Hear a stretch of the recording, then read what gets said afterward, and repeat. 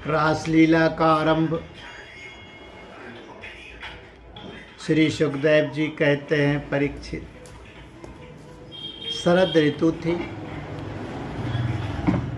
उसके कारण बेला, चमेली आदि सुगंधित पुष्प खिलकर महक रहे थे। भगवान ने चीर हरण के समय गोपियों को जिन रात्रियों का संकेत किया था, वे सब की सब पुंजीभूत होकर एक ही रात्रि के रूप में उल्लसित हो रही थी। भगवान ने उन्हें देखा,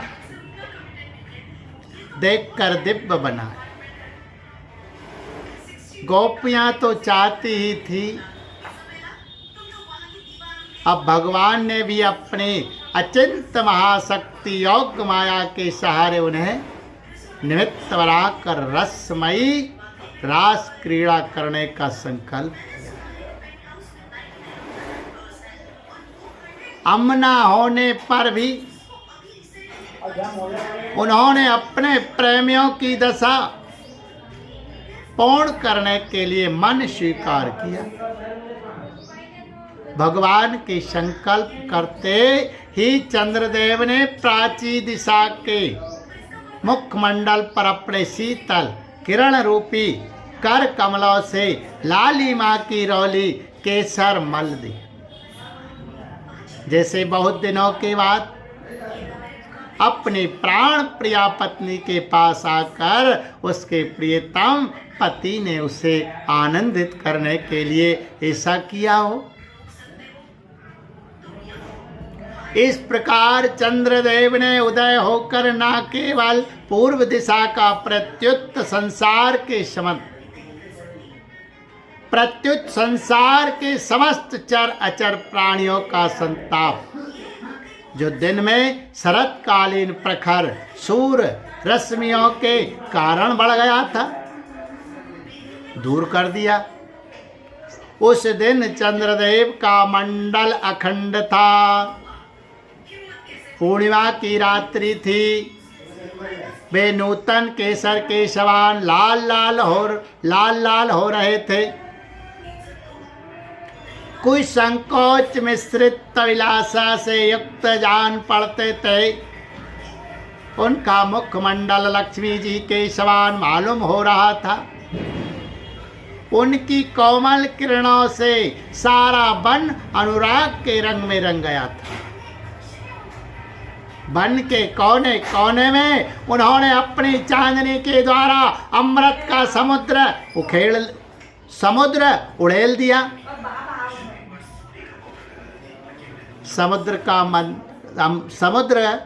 अमृत का समुद्र उड़ेल दिया था।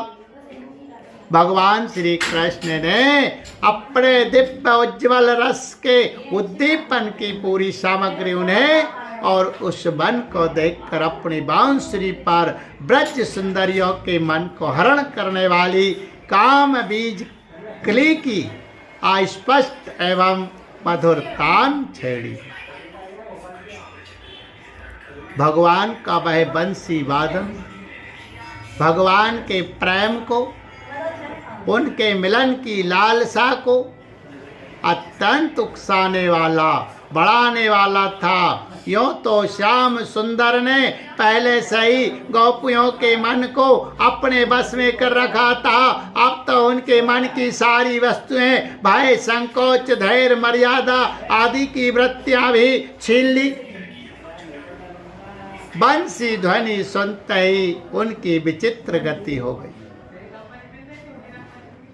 जिन्होंने एक साथ साधना की थी श्री कृष्ण को पति रूप में प्राप्त करने के लिए, वे गोपियां भी एक दूसरे को सूचना न देकर, यहाँ तक कि एक दूसरे से अपनी चेष्टा को छिपाकर जहाँ वे थे वहाँ के लिए चल पड़ी। परीक्षित, वे इतने वेग से चली थी कि उनके कानों के कुंडल झोंके खा रहे थे। बंसी ध्वनि सुनकर जो गोपियां दूध दुह रही थी, वे अत्यंत उत्सुकतावश दूध दूहना छोड़कर चल पड़ी। जो चूल्हे पर दूध औटा रही थी वे उफनता हुआ दूध छोड़कर, और जो लपसी पका रही थी वे पकी हुई लपसी बिना उतारे ज्यों की त्यों छोड़कर चल।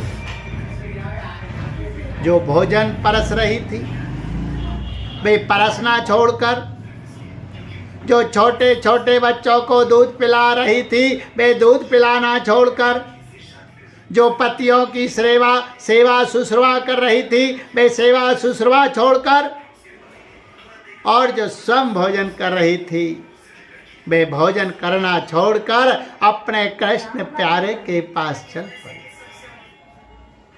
कोई कोई गोपी अपने शरीर में अंगराग, चंदन और उपटन लगा रही थी, और कुछ आंखों में अंजन लगा रही थी। वे उन्हें छोड़कर तथा उल्टे पलटे वस्त्र धारण कर श्री कृष्ण के पास पहुंचने के लिए चल पड़े। पिता और पत्नियों ने, भाई और जाति बंधुओं ने उन्हें रोका। उनकी मंगलमय प्रेम यात्रा में विघ्न डाला, परंतु वे इतनी मोहित हो गई थी कि रोकने पर भी ना रुक सकी। रुकती कैसे? विश्व विमोहन श्री कृष्ण ने उनके प्राण, मन और आत्मा सब कुछ का अपहरण जो कर लिया था। परीक्षित, उस समय कुछ गोपियां घरों के भीतर थी, उन्हें बाहर निकलने का मार्ग ही ना मिला। तब उन्होंने अपने नेत्र मूंद लिए और बड़ी तन्मयता से श्री कृष्ण के सौंदर्य, माधुर्य और लीलाओं का ध्यान करने लगे। परीक्षित, अपने परम प्रियतम श्री कृष्ण के असह विरह की तीव्र वेदना से उनके हृदय में इतनी व्यथा, इतनी जलन हुई कि उनमें जो कुछ अशुभ संस्कारों का लेश मात्र अवशेष था वह भस्म हो गया। इसके बाद तुरंत ही ध्यान लग गया। ध्यान में उनके सामने भगवान श्री कृष्ण प्रकट हुए। उन्होंने मन ही मन बड़े प्रेम से, बड़े आवेग से उनका आलिंगन किया। उस समय उन्हें इतना सुख, इतनी शांति मिली कि उनके सब के सब पुण्य के संस्कार एक साथ ही क्षीण हो गए। परीक्षित, यद्यपि उनका एक समय श्री कृष्ण के प्रति जार भाव भी था, तथापि कहीं सत्य वस्तु भी भाव की अपेक्षा रखती है। उन्होंने जिनका आलिंगन किया, चाहे किसी भी भाव से किया हो, वे स्वयं परमात्मा ही तो थे। इसलिए उन्होंने पाप और पुण्य रूप कर्म के परिणाम से बने हुए गुणमय शरीर का परित्याग कर दिया। भगवान की लीला में सम्मिलित होने के योग दिव्य अपराकृत शरीर प्राप्त कर लिया। इस शरीर से भोगे जाने वाले कर्म बंधन तो ध्यान के समय ही छिन्न भिन्न हो चुके थे। राजा परीक्षित ने पूछा, भगवान, गोपियां तो भगवान श्री कृष्ण को केवल अपना परम प्रियतम ही मानती थी, उनमें ब्रह्म भाव नहीं था। इस प्रकार उनकी दृष्टि प्राकृत गुणों में ही आसक्त दिखती है। ऐसी स्थिति में उनके लिए गुणों के प्रवाह रूप इस संसार की निवृत्ति कैसे संभव हुई? श्री सुखदेव जी ने कहा, परीक्षित, मैं तुमसे पहले ही कह चुका हूं कि चेदीराज शिशुपाल भगवान के प्रति द्वेष भाव रखने पर भी अपने प्राकृत शरीर को छोड़कर अप्राकृत शरीर से उनका पार्षद हो गया। ऐसी स्थिति में जो समस्त प्रकृति और उसके गुणों से अतीत भगवान श्री कृष्ण की प्यारी है और उनसे अनन्य प्रेम करती है, वे गोपियां उन्हें प्राप्त हो जाए, इसमें कौन सी आश्चर्य की बात है। परीक्षित, वास्तव में भगवान प्रकृति संबंधी वृद्धि विनाश प्रमाण प्रमेय और गुण गुणी भाव से रहित है। वे अचिंत्य अनन्य अनंत प्राकृत परम कल्याण स्वरूप गुणों के एकमात्र आश्रय हैं। उन्होंने ये जो अपने को तथा अपनी लीला को प्रकट किया है, उसका प्रयोजन केवल इतना ही है कि जीव उसके सहारे अपना परम कल्याण संपादन करे। इसलिए भगवान से केवल संबंध हो जाना चाहिए।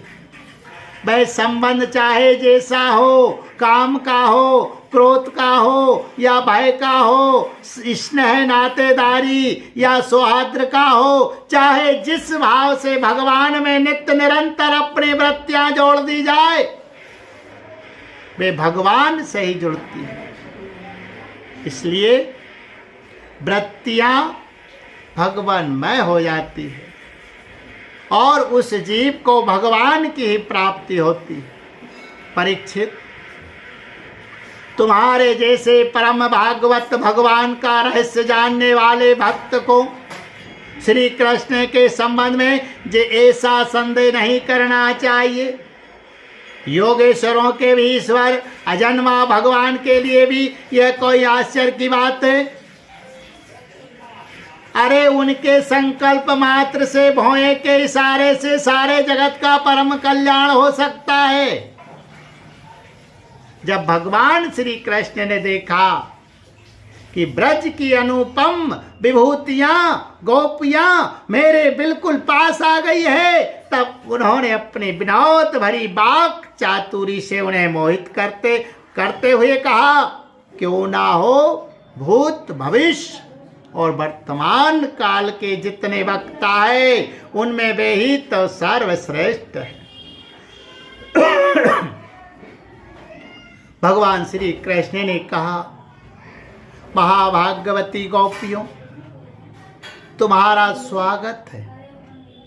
बतलाओ, तुम्हें प्रसन्न करने के लिए मैं कौन सा काम करूं?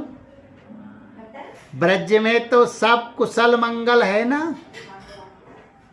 कहो, इस समय यहां आने की क्या आवश्यकता पड़ गई? सुंदरी गोपियों, रात का समय है, ये स्वयं ही बड़ा भयावना होता है और इसमें बड़े बड़े भयावने जीव जंतु इधर उधर घूमते रहते हैं। अतः तुम सब तुरंत ब्रज में लौट जाओ। रात के समय घोर जंगल में स्त्रियों को नहीं रुकना चाहिए। तुम्हें ना देखकर तुम्हारे माँ बाप पति पुत्र भाई बंधु ढूंढ रहे होंगे। उन्हें भय में ना डालो। तुम लोगों ने रंग बिरंगे पुष्पों से लदे हुए इस वन की शोभा को देखा। पूर्ण चंद्रमा की कोमल रश्मियों से यह रंगा हुआ है, मानो उन्होंने अपने हाथों चित्रकारी की हो और यमुना जी के जल का स्पर्श करके बहने वाले शीतल समीर को मंद मंद गति से हिलते हुए ये वृक्षों के पत्ते तो इस वन की शोभा को और भी बढ़ा रहे हैं। परंतु अब तो तुम लोगों ने ये सब कुछ देख लिया।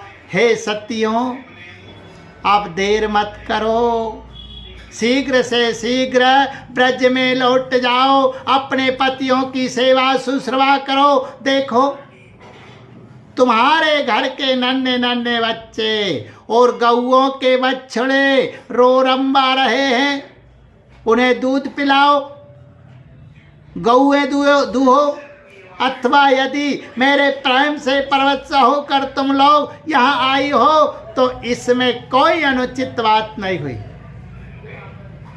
ये तो तुम्हारे योग्य ही है, क्योंकि जगत के पशु पक्षी तक मुझसे प्रेम करते हैं, मुझे देखकर प्रसन्न होते हैं।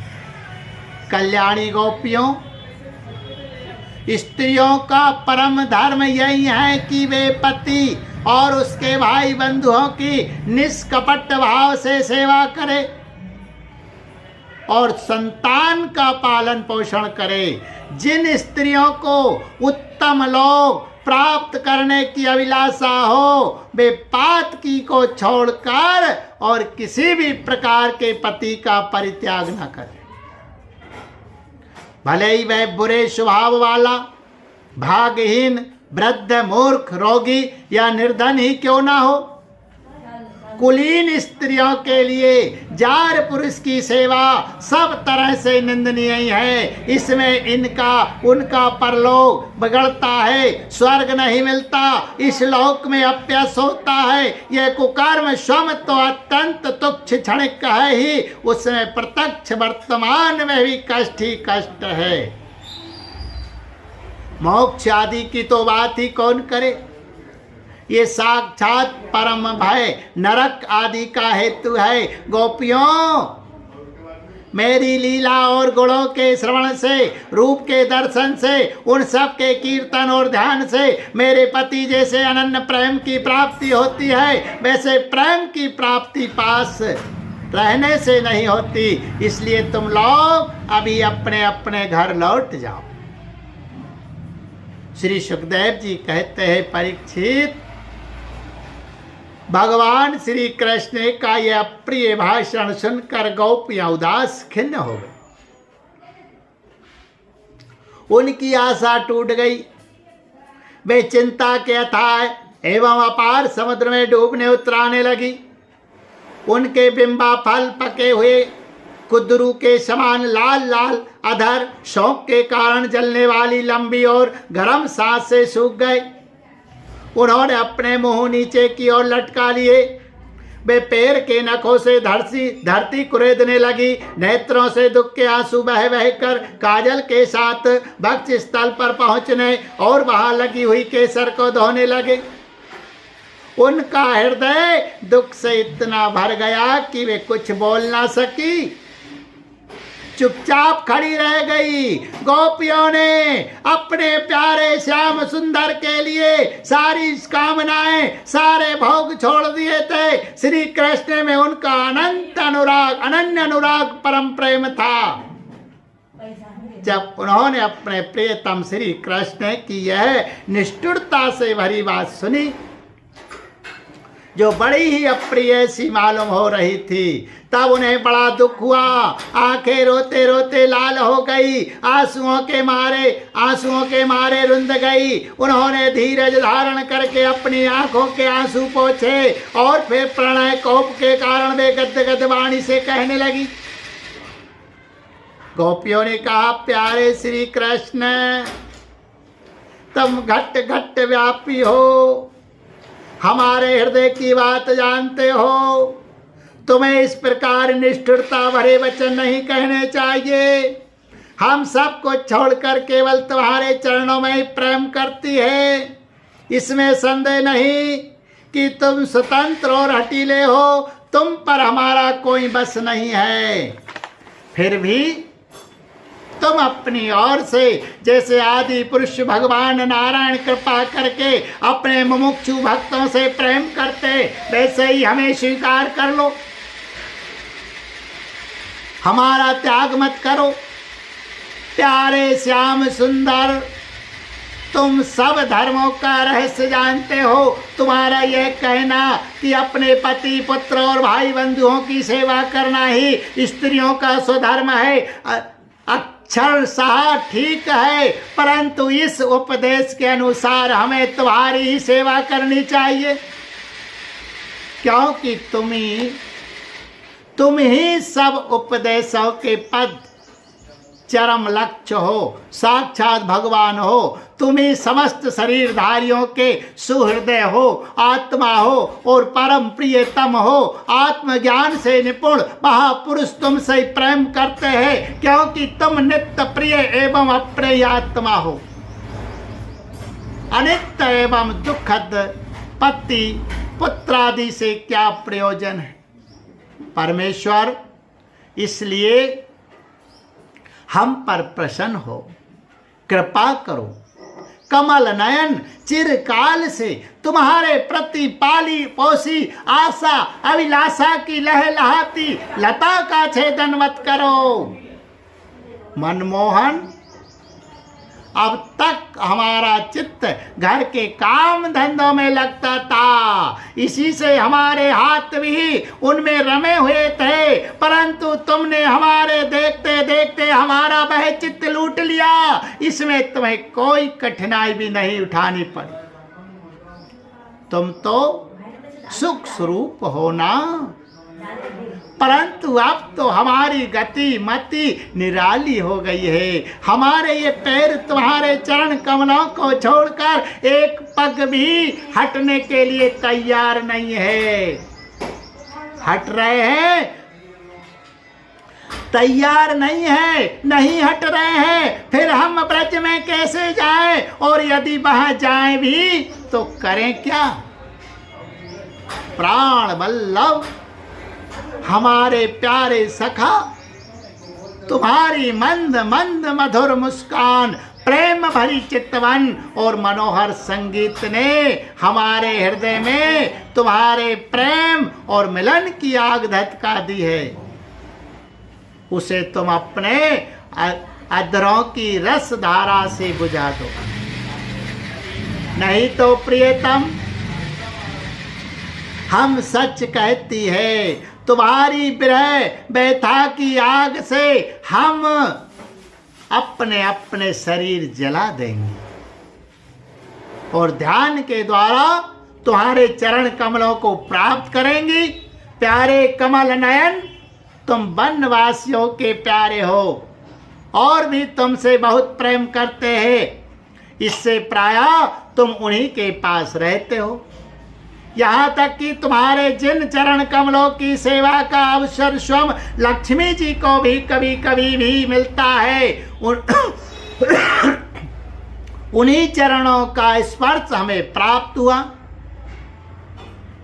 जिस दिन यह सौभाग्य हमें मिला और तुमने हमें स्वीकार करके आनंदित किया, उसी दिन से हम और किसी के सामने एक क्षण के लिए भी ठहरने में असमर्थ हो गई है। पति पुत्रादि को की सेवा तो दूर रही, हमारे स्वामी जिन लक्ष्मी जी का कृपा कटाक्ष प्राप्त करने के लिए बड़े बड़े देवता तपस्या करते रहते हैं, वही लक्ष्मी जी तुम्हारे भक्ष स्थल में बिना किसी की प्रतिद्वंदिता के स्थान प्राप्त कर लेने पर भी अपनी सौत तुलसी के साथ तुम्हारे चरणों की रज पाने की अभिलाषा किया करती है।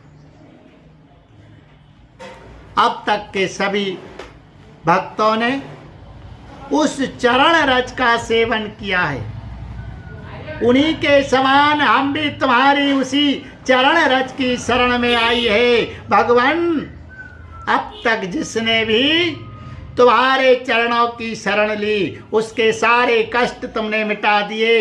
अब तुम हम पर कृपा करो, हमें भी अपने प्रसाद का भाजन बनाओ।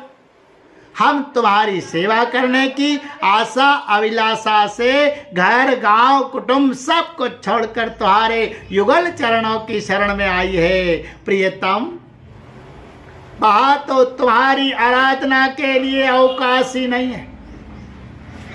पुरुष भूषण पुरुषोत्तम तुम्हारी मधुर मुस्कान और चारु चितवन ने हमारे हृदय में प्रेम की मिलन की आकांक्षा की आग धधका दी है। हमारा रोम रोम उससे जल रहा है। तुम हमें अपने दासी के रूप में स्वीकार कर लो, हमें अपनी सेवा का अवसर दो। प्रियतम, तुम्हारा सुंदर मुख कमल जिस पर घुंघराली अलके झलक रही है, तुम्हारे ये कमनीय कपोल जिन पर सुंदर सुंदर कुंडल अपना अनंत सौंदर्य बिखेर रहे हैं, तुम्हारी ये मधुर अधर जिनकी सुधा सुधा को भी लजाने वाली है, तुम्हारी ये नयन मनोहारी चितवन जो मंद मंद मुस्कान से उल्लसित हो रही है, तुम्हारी ये दोनों भुजाएं जो शरणागतों को अभयदान देने में अत्यंत उदार है, और तुम्हारा यह वक्ष स्थल जो लक्ष्मी जी का सौंदर्य की एकमात्र देवी का नित्य क्रीड़ा स्थल है, देखकर हम सब तुम्हारी दासी हो गई हैं। प्यारे श्याम सुंदर, तीनों लोकों में भी और ऐसी कौन सी स्त्री है जो मधुर मधुर पद और आरोह अवरोह क्रम से विविध प्रकार की मूर्छनाओं से युक्त तुम्हारी बंसी की तान सुनकर तथा इस त्रिलोक सुंदर मोहिनी मूर्ति को जो अपने एक बूंद सौंदर्य से त्रिलोकी को सौंदर्य का दान करती है, एवं जिसे देखकर भी पक्षी वृक्ष और हरिण भी रोमांचित पुलकित हो जाते हैं, अपने नेत्रों से निहार कर आर्य मर्यादा से विचलित ना हो जाए, कुल कान और लौक लज्जा को त्याग कर तुम में अनुरक्त ना हो जाए, इससे यह बात छिपी नहीं है कि जैसे भगवान नारायण देवताओं की रक्षा करते हैं, वैसे ही तुम ब्रजमंडल का भय और दुख मिटाने के लिए प्रकट हुए हो, और यह भी स्पष्ट ही है कि दीन दुखियों पर तुम्हारा बड़ा प्रेम बड़ी कृपा है। प्रियतम, हम भी बड़ी दुखिनी हैं, तुम्हारे मिलन की आकांक्षा की आग से हमारा वक्ष स्थल जल रहा है, तुम अपने इन दासियों के वक्ष स्थल और सिर पर अपने कोमल कर कमल रखकर उन्हें अपना लो, हमें जीवन दान दो। श्री सुखदेव जी कहते हैं, परीक्षित, भगवान श्री कृष्ण शनकादि योगियों और शिवादि योगेश्वरों के भी ईश्वर है। जब उन्होंने गोपियों की व्यथा और व्याकुलता से भरी वाणी सुनी, तब उनका हृदय दया से भर गया, और यद्यपि वे आत्मा राम हैं, अपने आप में ही रमण करते रहते हैं, उन्हें अपने अतिरिक्त और किसी भी ब्रह्म वस्तु की अपेक्षा नहीं है, फिर भी उन्होंने हंसकर उनके साथ क्रीड़ा आरंभ की। भगवान श्री कृष्ण ने अपनी भावभंगी और चेष्टाएं गोपियों के अनुकूल कर दी, फिर भी वे अपने स्वरूप में ज्यों के त्यों एक रस स्थित थे, अच्युत थे। जब वे खुलकर हंसते तब उनके उज्ज्वल दांत कुंदकली के समान जान पड़ते थे। उनकी प्रेम भरी चितवन से और उनके दर्शन के आनंद से गोपियों का मुख कमल प्रफुल्लित हो गया। वे उन्हें चारों ओर से घेर कर खड़ी हो गई। उस समय श्री कृष्ण की ऐसी शोभा हुई मानो अपनी पत्नी तारिकाओं से घिरे हुए चंद्रमा ही हो। गोपियों के सत्य यूथों के स्वामी भगवान श्री कृष्ण वैजयंती माला पहने वृंदावन को शोभायमान करते हुए विचरण करने लगे। कभी गोपियां अपने प्रियतम श्री कृष्ण के गुण और लीलाओं का गान करती, तो कभी श्री कृष्ण गोपियों के प्रेम और सौंदर्य के गीत गाने लगते। इसके बाद भगवान श्री कृष्ण ने गोपियों के साथ यमुना जी के पावन पुलिन पर जो कपूर के समान चमकीली बालू से जगमगा रहा था पदार्पण किया। वह यमुना जी की तरल तरंगों के स्पर्श से शीतल और कुमुदनी की सहज सुगंध से सुवासित वायु के द्वारा सेवित हो रहा था। उस आनंद प्रद पुलिन पर भगवान ने गोपियों के साथ क्रीड़ा की। हाथ फैलाना, आलिंगन करना, गोपियों के हाथ दबाना, उनकी चोटी, जांग, नीवी और स्तन आदि का स्पर्श करना, विनोद करना, नक्षत करना, विनोदपूर्ण चित्तवन से देखना और मुस्काना, इन क्रियाओं के द्वारा गोपियों के दिव्य काम रस को परमोज्ज्वल प्रेम भाव को उत्तेजित करते हुए भगवान श्री कृष्ण उन्हें क्रीड़ा द्वारा आनंदित करने लगे। उदार शिरोमणि सर्वव्यापक भगवान श्री कृष्ण ने जब इस प्रकार गोपियों का सम्मान किया, तब गोपियों के मन में ऐसा भाव आया कि संसार की समस्त स्त्रियों में हम ही सर्वश्रेष्ठ है, हमारे समान और कोई नहीं है। वे कुछ मानवती हो गई जब भगवान ने देखा कि इन्हें तो अपने सुहाग का कुछ गर्व हो आया और अब मान भी करने लगी है। तब वे उनका गर्व शांत करने के लिए तथा उनका मान दूर कर प्रसन्न करने के लिए वहीं उनके बीच में ही अंतर्धान हो गए। बोलिए गोविंद गोपाल श्री कृष्ण गोविंद हरे।